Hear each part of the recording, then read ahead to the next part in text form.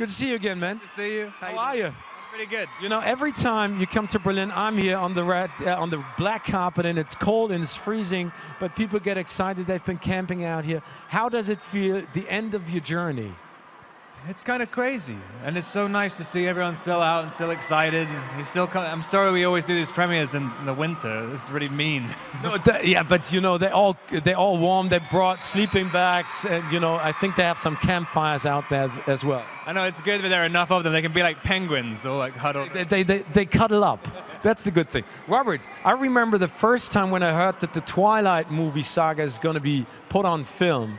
That they casted you as Edward, and a lot of people were like, oh my goodness, Robert Pattinson is going to be Edward. How did it feel back then, and how does it feel now to be Edward? I mean, this must have been a complete transition in the past couple of years. Definitely. I don't even think they were thinking, oh, Robert Pattinson's going to play him. I think that they just looked at a picture and they're like, that thing?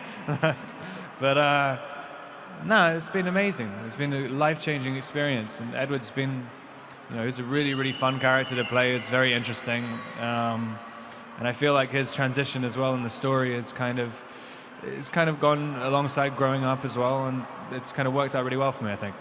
The interesting thing is, I just spoke to Kristen about it. I mean, her character completely changes because Bella becomes a strong mother vampire, and I think that Edward sort of steps down a little bit from his, I would call it, throne. He was the stronger one, but now he's the weaker one. How was that for you in portraying him?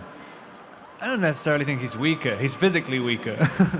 But he basically looks up to his wife, and that's a good thing. He doesn't have to worry about her anymore. And it's kind of, he's just suddenly realized, like, oh, I don't need to, all this, I've been torturing myself for years and the entire relationship, and now she's safe, so it's fine. She's complete and happy.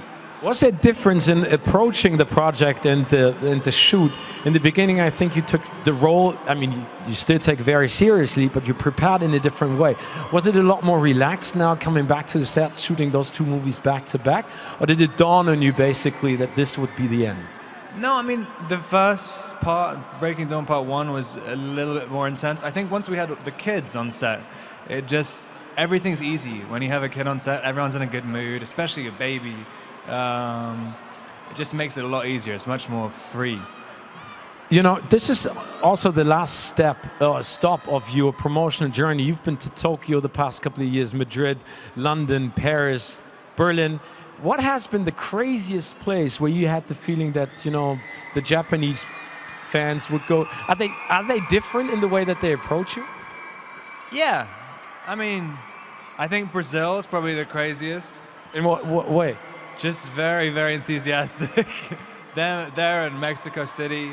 But everyone's been pretty nice. It's generally just people who are really, really excited to see you, and it all goes down pretty well. We're always excited to see you. Robert, thank you so much. All the best of luck, and enjoy the last big evening. Yep, thank you very much. Thank you, everyone. Thank you, Robert Pattinson. Und seine Fans freuen sich, und jetzt kommt